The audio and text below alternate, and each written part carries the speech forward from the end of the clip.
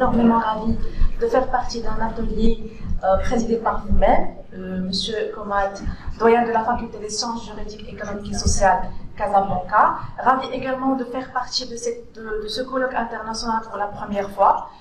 Je me présente tout d'abord, Zineb, doctorante en deuxième année, encadrée par professeur Darbi Saïd, directeur du laboratoire de recherche en management des organisations.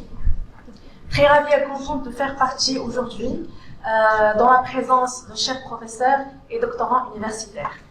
Donc mon intervention est intitulée Promotion de l'entrepreneuriat et l'effet genre en milieu universitaire, une revue systématique des expériences internationales.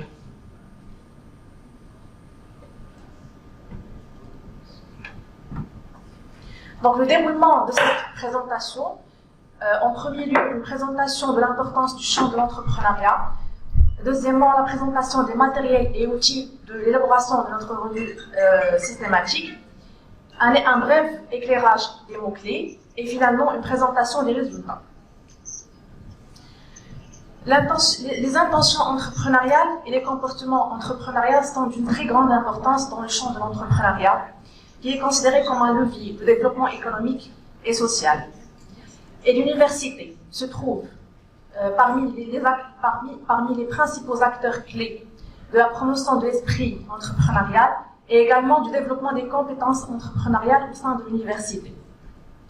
Et également pour la lutte contre les disparités du genre à l'égard de l'enseignement à l'entrepreneuriat. À partir des années 90, ce comportement de création de l'entreprise était considéré comme étant le résultat de l'intention entrepreneuriale. C'est-à-dire qu'il suffit qu'un individu qu'il ait une intention entrepreneuriale pour dire qu'il y a une très grande probabilité qu'un individu ou un étudiant puisse créer son entreprise.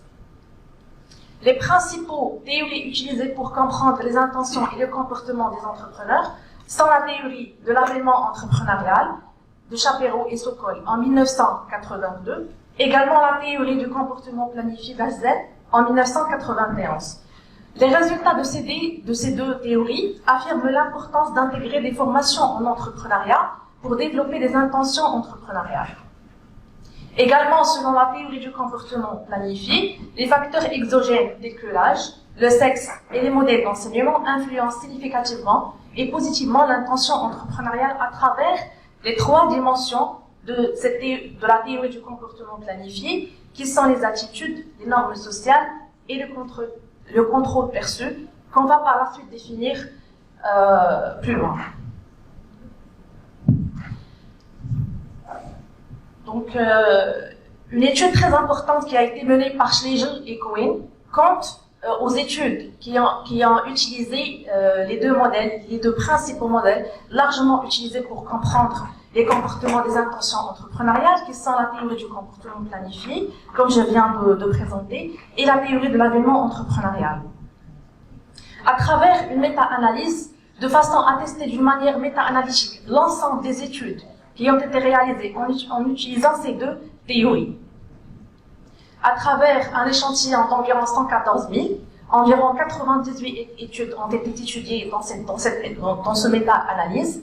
Donc les résultats affirment qu'il y a un gap ou bien un fossé entre l'intention et le passage au comportement de création de l'entreprise, avec une variance à peine de 30%.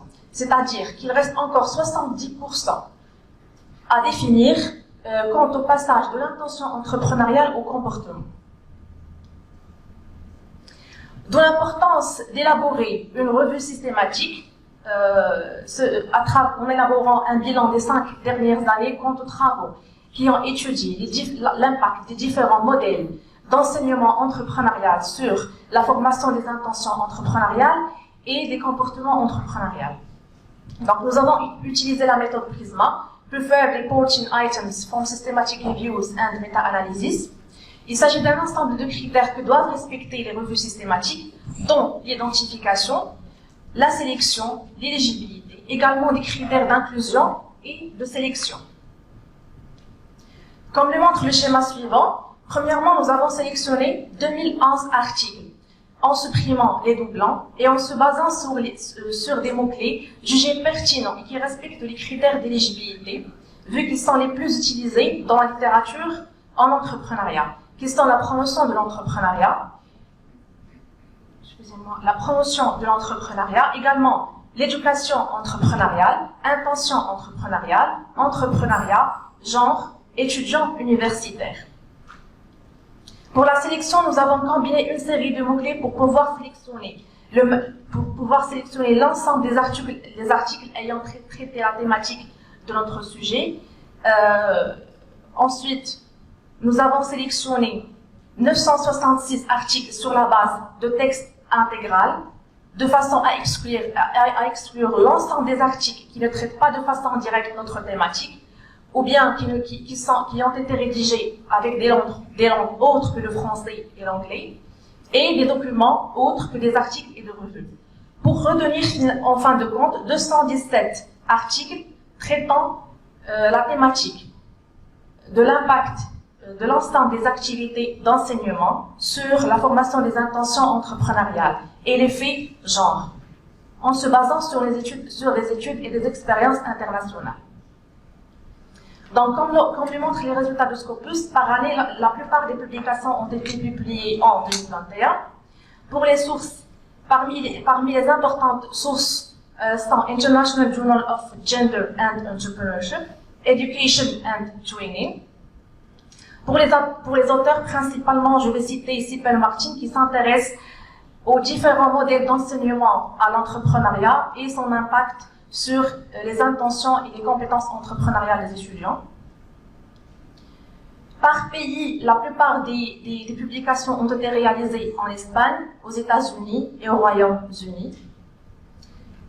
98% des références sont sous forme d'articles. Et finalement, par domaine d'études, le management, les sciences sociales et l'économie. Donc, avant de présenter les principaux résultats de notre revue systématique, je vais présenter un bref éclairage quant aux concepts utilisés ou des mots-clés utilisés. Pour le modèle plutôt du comportement planifié, 3 déterminants sont l'attitude, c'est-à-dire l'évaluation favorable ou défavorable d'un individu quant au comportement de création de l'entreprise, les normes sociales ou bien la pression sociale que peut percevoir un individu vis-à-vis du comportement de création de l'entreprise, le contrôle perçu, c'est-à-dire la perception de la facilité ou de la difficulté perçue pour réaliser un comportement de création de l'entreprise. Deuxièmement, pour le modèle via la théorie de l'avènement entrepreneurial, le désir d'un individu pour la création de l'entreprise, la faisabilité de son projet en question, et finalement, le modèle intégré de Schlegel et Cohen dans le méta-analyse que je viens de présenter propose d'intégrer l'auto-efficacité entrepreneuriale pour préciser que les formations ont un impact significatif et positif sur la formation des intentions entrepreneuriales. Également, quant à l'évolution du concept de l'entrepreneuriat, premièrement, l'entrepreneuriat a été étudié dans le domaine des sciences économiques en se posant la question quoi? Tout simplement en considérant l'entrepreneuriat comme une identification et une exploitation de nouvelles opportunités. À partir des années 50, le champ de l'entrepreneuriat commence à être étudié dans le champ de la psychologie sociale, selon une approche individuelle, en essayant de comprendre les comportements et les attitudes des entrepreneurs. Finalement, à partir des années 90, le champ de l'entrepreneuriat commence à être étudié dans le champ de la gestion et les théories des organisations en se posant la question comment entreprendre, en adoptant l'approche du processus entrepreneurial. Donc l'entrepreneuriat est issu de plusieurs disciplines et dégage plusieurs dimensions. Quant à l'intégration des formations en entrepreneuriat dans le milieu universitaire, premièrement, il est passé par 4 principales étapes. Premièrement, il y avait une absence totale de l'entrepreneuriat au sein des universités. Ensuite, une initialisation à travers une conscience de l'intégration des formations à l'intérieur des murs de l'université. Troisièmement, une valorisation de l'entrepreneuriat à travers la recherche scientifique. Et finalement, l'intégration à travers l'accompagnement de jeunes porteurs de projets pour la concrétisation des projets entrepreneuriaux.